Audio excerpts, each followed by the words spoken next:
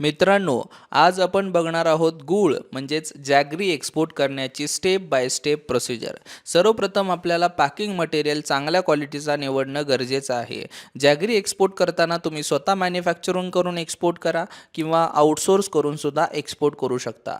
यामध्ये दोन व्हरायटीज आपण एक्सपोर्ट करतो, एक तर कॅन्डी स्वरूपामध्ये किंवा केक स्वरूपामध्ये. त्यानंतर आपली बारी येते पॅकिंग करण्याची. जेव्हा आपण केकबद्दल बोलतो त्यावेळेस आपण त्याला प्लास्टिक बकेट्समध्ये पॅकिंग करतो आणि जेव्हा आपण कॅन्डीबद्दल बोलतो त्याला आपण प्लास्टिक जारमध्ये पॅकिंग करतो.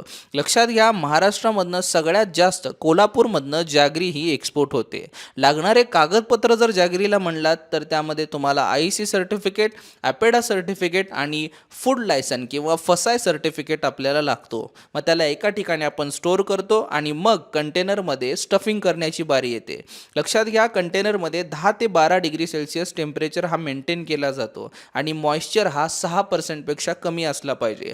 टॉप 3 देश ज्यामध्ये भारत हा जॅगरी मोठ्या प्रमाणात एक्सपोर्ट करतो ते आहेत इंडोनेशिया, USA आणि केनिया.